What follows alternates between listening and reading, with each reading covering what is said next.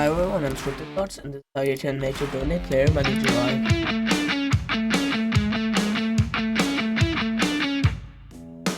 The first thing we want to make sure of is that we actually have a currency script in our project, as if we want to distribute money, of course we already need a present money solution.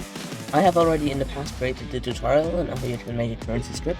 I'm going to currently leave a card on screen right now, and arrows would point to it. This is around what it will look like. And if we have that here, then we can start continue. We also need a GUI for the player to be able to put any input to who and how much they want to give money. So I am just going to quickly copy over my GUI. Of course, I'm going to walk you through how you can create the individual scripts. You're also going to get the free GUI without any of the scripts, so that you can control if you have made it correctly. All in all, I just have a main frame with a title, in that I have a scrolling frame with a UI list layout, and a tiny frame that has a layout order of -1. That is a buffer, so that because if it was drawn, then it would clip in a really weird way and the part of the UI stroke wouldn't be visible, so I just have that there. Now what we want to do is we want to directly in the GUI insert a local script. We can instantly also put the template into there. This template only has an amount text box, a button to say donate, and a text label to show who it is. In our local script, we're just going to say while wait 1 do. So every second it's going to repeat the following: for I, v in pairs script that parent main frame scrolling frame get children after the brackets do. This is just a for loop, looping through the entire scrolling frame. So currently that would return the UI list layout and the buffer. But because we're currently trying to clear the frame from all of the players that left the game since the last time it updated, and we wanted to ignore the buffer and the UI list layout because those aren't there to represent players. So what we do is we say if v.name is not equal to buffer in quotation marks, exactly the way the buffer is called here, and v.name is not equal to in quotation marks UI list layout, then so if it is not the buffer or the UI list layout, then it will only have all the cloned template frames that each represent a singular player. So we just check if not game.players find first child v.name, then so if it in the players does not find somebody called how the currently selected frame is called, aka if it does not, if there is a frame in there called something that there isn't a player for, then that's of course a player who probably left, so v:destroy. And we're finished with that for loop, so we're going to drop 2 lines so that we're only in one end left, back into what it's repeating every second. Because currently every second it just removes every player who left since the last time. And now we're going to make another for loop. For I, v in pairs game the players get players, then after the brackets do. And now for every player, if not, script the parent main frame scrolling frame find first child v.name, then local frame equals the script.template clone. Now we just need to set a few things in the template so that it displays the accurate information. First of all, we want to say frame.plrname.text equals to v.name, because then it will set, because plr name is just the text label in there to show the player name. We can drop a line frame.name equals to v.name. We do this so that we can later on reference if it is, or if it's one of the players that left, or if it's one that's already exists. And then frame.parent equals to script.parent.mainFrame.scrollingFrame. And that is it, because now for every player, that left, since they were added, it'll remove them, and for every player that joins, since last time, HA, if there's a player joined that isn't already present in the scrolling frame, then it is going to create a new template frame for them. Now currently, this is absolutely nothing, because we also need to make that the donate button has a local script.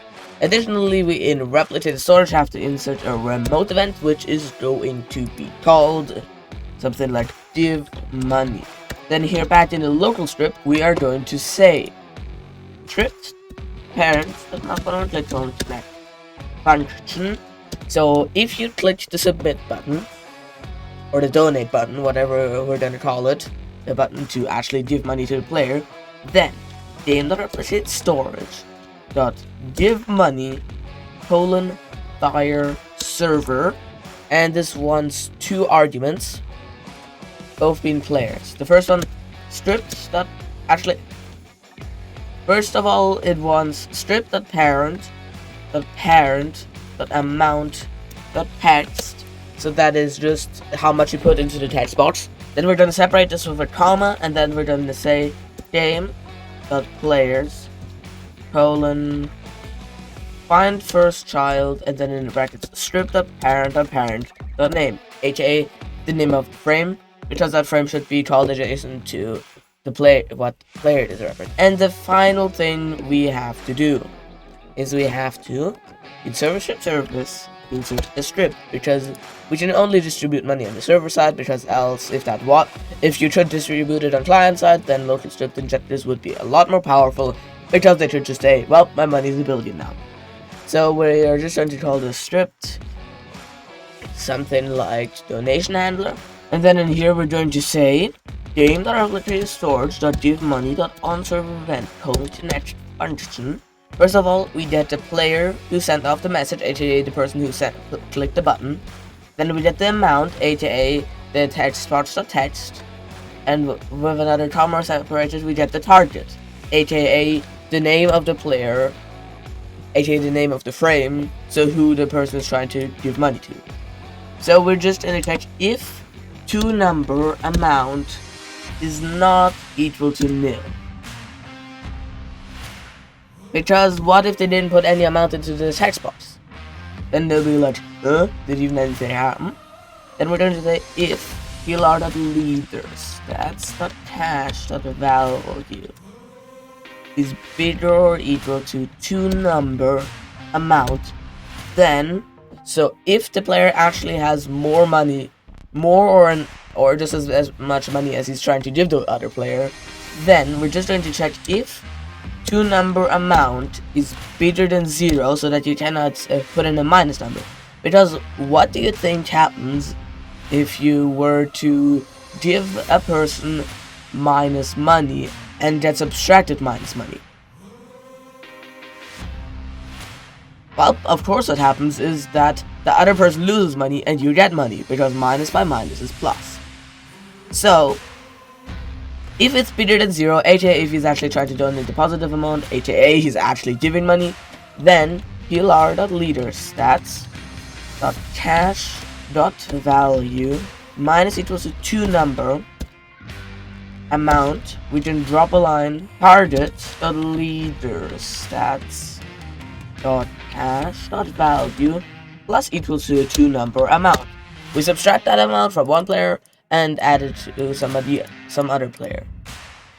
Also, if your currency script is not using leader stats as the parent for your currency object, which if it's not cash you should also replace, then just feel free to rename leader stats with whatever your folder is in here. If you're directly putting the money into the player, then you can even leave out the leader stats, and if it's not called cash but coins, then just replace cash with coins or whatever. Works for basically everything.